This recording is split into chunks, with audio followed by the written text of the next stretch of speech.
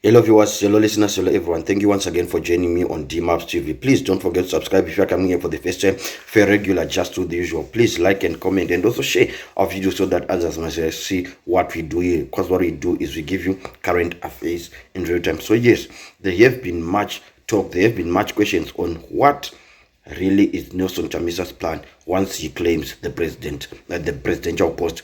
And a lot of people, including Opo Chingono, he said that where the opposition is lacking is that they are not really outlining their purported plan to free Zimbabwe or to save Zimbabwe from the economic quagmire that it is now. And a lot of talk around that comment around that section has been talked. And of course, usually as the Triple C supporters, we avoid those questions. We avoid giving out answers as to where are we going.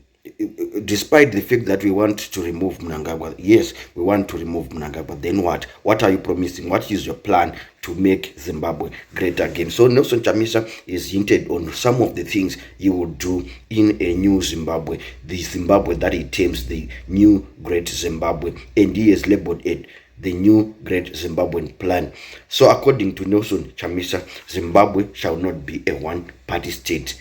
We will unite all Zimbabweans and build a formidable team, the team new great Zimbabwe of the able and competent from across all parties. So Nelson Chamisa is actually hinting us that he would form an inclusive government, a government of national unity, a government where it takes from all possible parties. It might be from the MDC, it might be from ZANU-PF, whether if you meet the criteria that is being competent enough, you are going to be included in the new great Zimbabwe team. That is what Nelson Chamisa is insinuating. And we have seen in the past, I think it was between 2008 to 2013, we saw a government of national unity bringing things up, and we saw a prosperous Zimbabwe during those moments. So maybe Nelson Chamisa is gearing up for another of that sort, and he knows that if people are united, if people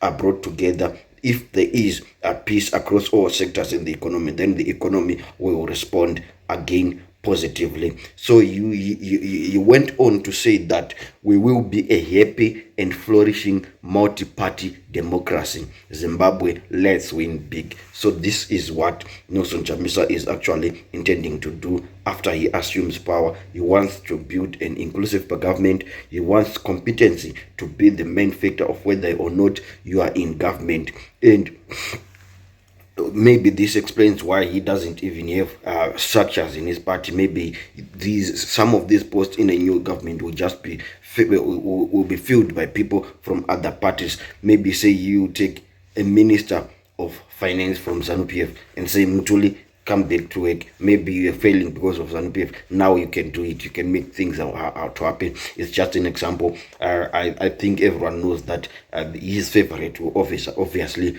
would be Minister of Finance, Tendai Biti, but perhaps Tendai Biti will say, no, I don't want the ministry, I want the vice president's post. So we don't know what will happen in this new great Zimbabwe, and we just see what is being said in the new great Zimbabwe plan by the advocate Van Nelson Chamisa.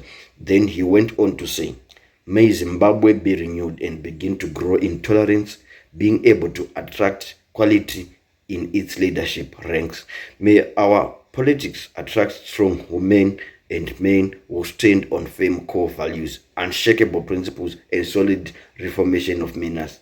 Blessed day to you, Zimbabwe. So these are the sentiments of Nelson Chamisa. What he wants to do is to bring a united front to free Zimbabwe. I hope it will work in that way.